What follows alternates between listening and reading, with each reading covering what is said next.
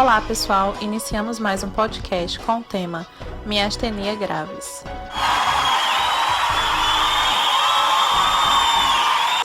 A miastenia gravis é uma doença neuromuscular de origem autoimune que, na sua forma mais comum, provoca graus variáveis de cansaço e fraqueza muscular, atingindo preferencialmente os músculos de contração voluntária, tais como os dos braços, pernas, face, olhos e os músculos torácicos, responsáveis pela respiração.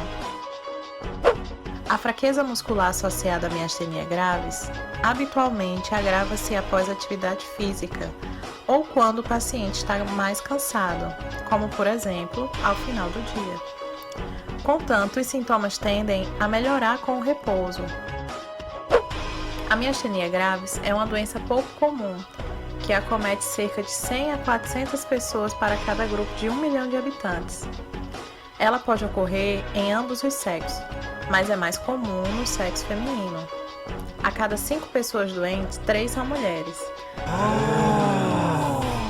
Além de ser mais comum nas mulheres, também costuma atacar mais cedo neste grupo, geralmente na terceira década de vida. A idade média de abertura do quadro das mulheres é de 28 anos. A principal característica da miastenia gravis é um quadro de fadiga muscular limitado a determinados grupamentos musculares, que pode ser flutuante, ou seja, com períodos de melhora alternados com fases de agravamento. A fadiga muscular da miastenia gravis não se manifesta com a sensação generalizada de cansaço, mas sim com a diminuição isolada da força de alguns músculos. A fraqueza muscular pode variar ao longo do dia, sendo habitualmente pior à noite ou após algum exercício.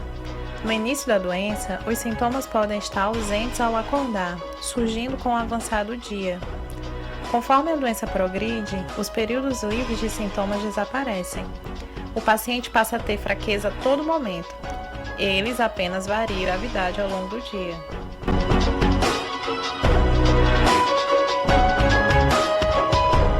Embora a miastenia possa produzir fraqueza em qualquer agrupamento muscular de contração voluntária, há certas formas de apresentação que são bastante características. Mais de 50% dos pacientes apresentam sintomas oculares no início da doença, sendo diptose, que é queda da pálpebra, e diplopia, que é a visão dupla, os mais comuns. Agora eu entendi! Cerca de 15% dos pacientes apresentam sintomas relacionados aos músculos da face e do pescoço, que inclui disartria, disfagia, falta de forças para mastigar e perdas das expressões faciais. O acometimento dos membros é comum, mas fraqueza isolada de alguns membros ocorre em menos de 5% dos casos.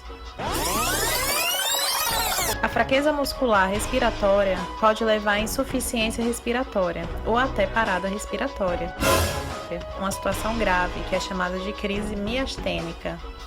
A evolução da miastenia gravis pode ser dividida em 3 fases. Nos primeiros 3 a 5 anos de doença, há uma fase ativa com flutuações e agravamento progressivo dos sintomas. A maioria das crises miastênicas ocorre nesta fase da doença. Mais da metade das mortes provocadas pela miastenia ocorrem nos primeiros anos. A segunda fase é uma fase de estabilização. O paciente mantém os sintomas, mas eles não ficam piores. Agudizações só costumam ocorrer no contexto de infecções, uso de medicamentos que agravam a fraqueza muscular ou alterações na estratégia de tratamento da miastenia, como redução da dose dos medicamentos, por exemplo. Alguns pacientes evoluem para a terceira fase, na qual pode ocorrer remissão total da doença, ficando o paciente livre dos sintomas, com ou sem a necessidade de manter o tratamento medicamentoso. Bom, vamos falar do diagnóstico.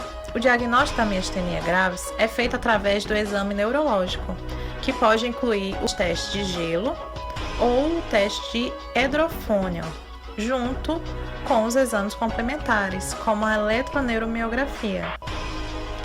O tratamento da miastenia gravis costuma ser feito com a combinação de diferentes fármacos, que atuam sobre a doença de forma distinta. Os mais comuns são os inibidores da colinesterase, os imunossupressores e também a timectomia, que é a remoção do timo por meio de cirurgia.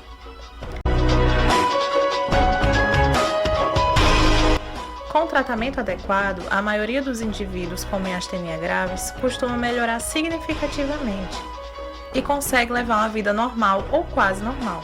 Alguns casos podem alcançar remissão temporária ou permanente, de modo que a medicação possa até ser interrompida. Outro caso encerrado, meu caro Watson.